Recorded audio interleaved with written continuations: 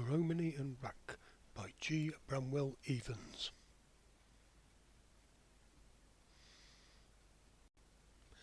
Give me the clear blue sky over my head and the green turf beneath my feet, a winding road before me, and then to thinking. Chapter 19. The Sleepers. December. December, how splendidly and appropriately this 12th month is named. August suggests fullness and satisfaction. Then September steals upon us, and there is a suggestion even in the sound of the name of something drowsy, as though the eyelids were closing. October finds those eyelids lying quietly closed, undisturbed, unruffled, whilst November is a lullaby distilled into a name. Then December, and peaceful sleep. The word is indicative of what is taking place in the world of field and wood. In hedges and walls, bushes and banks, life is at ebb tide. I felt this as Raq and I tramped over sodden moors. The gale had blown itself out, leaving a trail of wreckage in its track. Wild life has still hid itself in its retreats, only venturing forth to find some snack of food which would help it to face the long night. Now eventide was at hand. Light greyness was merging itself into dark dusk, and over hill and glen, spinney and marsh, a solemn stillness reigned. Raq and I sat on a stile for a few moments, listening to the sounds which only enhanced that stillness. Up in a bare elm a thrush quietly warbled its winter litany. Not full-throated was his song, nor disconnected as in spring, but low and melodious, as though he did not wish to disturb a tranquil world. He sang of past joys, and the spirit of reminiscence veiled all harshness and all the flaunting challenge of former days. Now the lamps glowed in the farmsteads and cottages, not the glare that appears in townhouses, but tender yellow glows that welcome home the tired workers of the field. On the hearth the oak log gleamed red, or the pine branch filled the cosy room with an incense all its own. Down in the farmsteads too were the sounds of peace and content. The stables listened to the steady crunch of the horses. Now and then a pig squealed out a protest as its neighbour tried to squeeze into a warmer corner, a squeal that lost itself in a deeper snore. From the stacks, a rustle in the dry sheaves told of the activities of long-tailed ones. It was the only sound of virile life to be heard. Towards a light that twinkled between the bare boughs of an orchard, a figure walked. It was John, the keeper, and I hailed him. "Enjoying the quiet?" he asked as he came up to me. I nodded. "This is a real rest cure. I'm feeling the silence," I said. For a few moments we stood quite still. From a distant wood there floated a raucous call. "There's a pheasant off to roost," said John. "I always think the noisy beggars shout out that they're going to the tops of the pines, so as to let the fox know it's no use trying to follow 'em. Sleeping time for many is hunting time for others, you know." "The wonder to me is," I said, "that the birds, when they are once asleep, don't fall off their perches.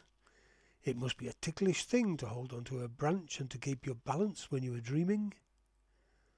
John did not answer for a moment, and then said, "Have you ever noticed a hen's leg when it's walking?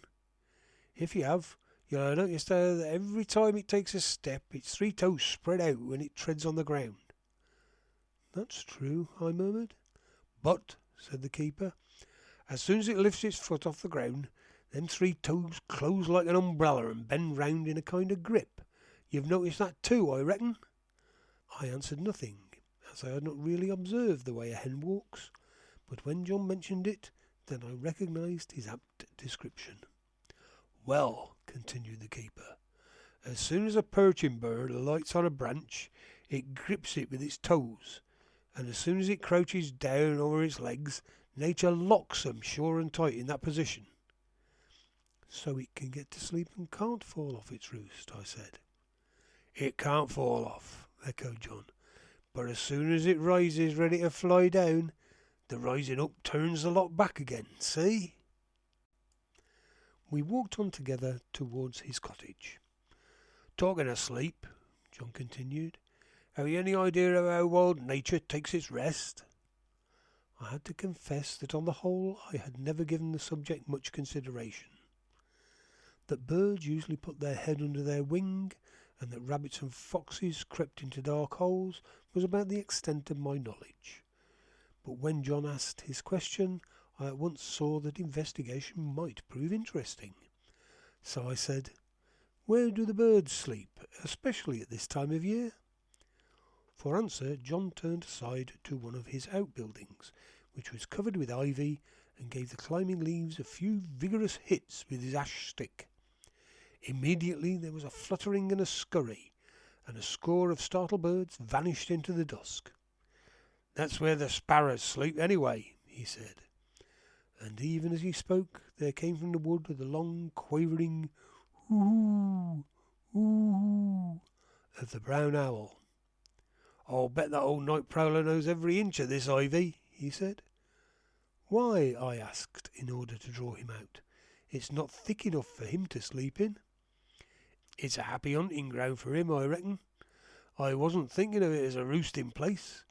Every night, he continued, especially when mice prove scarce, he comes round here and sits on that chimney there. Like a carved image he sits, his big eyes on the ivy, and his ears listening for the slightest rustle amongst leaves. Then, without a ripple on the air, he skims alongside the wall. Hooting? I asked. Not always, answered my companion. Sometimes he sees the sparrows hunched up in the climbing branches, and then he just nips 'em out.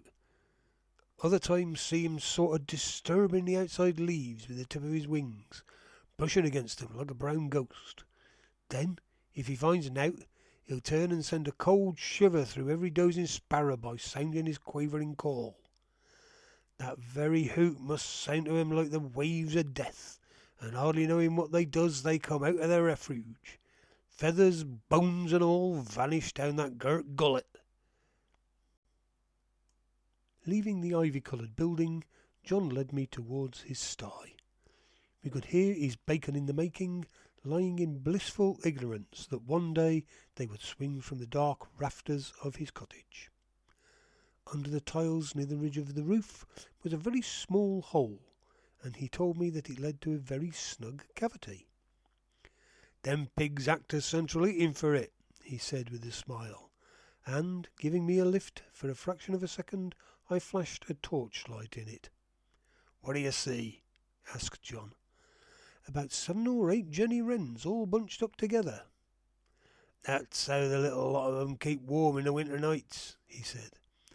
Other wrens, of course, may not have so snug a hole, but they generally manage to find a bedroom in some old rotten stump or even in some overhanging bank.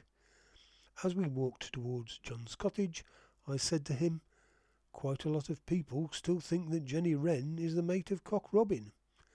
Aye, said John, it's to do with that nursery yarn that was told us when we were children. But it's only in imagination that those two ever go about together. 'Twould be scandalous, wouldn't it? Just before we entered, he stopped. Of course, you know, there's all the elements for a yarn like that to be true if they were human beings and not birds. What do you mean by that? I asked, as John took a big yard brush and cleaned his boots.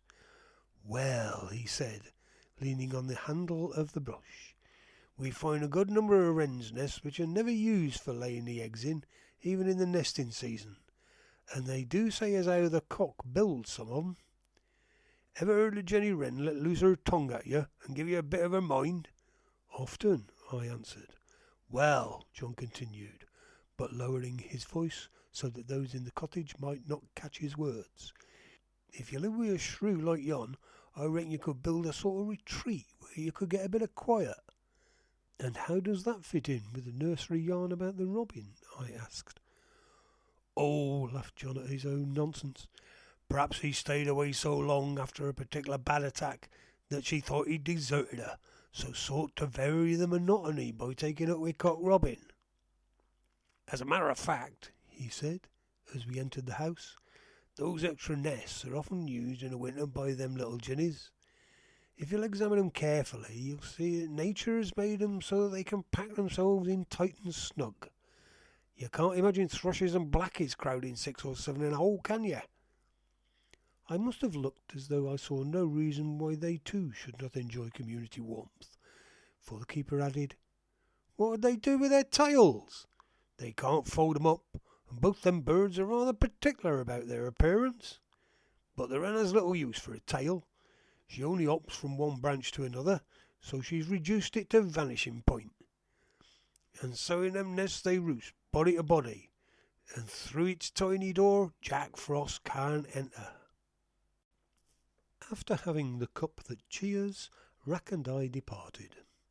The moon had risen and was bathing the slumbering land in silver. How beautiful the silent wood gleamed in the pale blue light.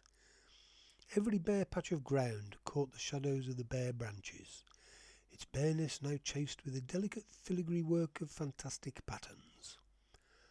I stood and gazed at the trees, for they too were asleep. Where the light was strongest, I could see the buds formed in the strength of last summer's sunshine. They too were snug in their tightly fitting casing, and inside that protecting jacket the leaves were taking their beauty sleep, before quivering with 1,000 energies when the lengthening days should begin to dawn. Underneath my feet I knew were myriads of seeds, condensed and compressed tabloids of life. They lay secure in the warm arms of Mother Earth, waiting for the renaissance of spring. In the banks and holes of the trees slept the dormice, hedgehogs, frogs, snails. Perchance the squirrel lay in the dark nest at the fork of the elm branch, with his long tail keeping his tender nose warm. Yes, a sleeping world that would in a few months rouse itself, and like a child at morn come forth with laughing eyes and a beauty distilled from the shadows of the night.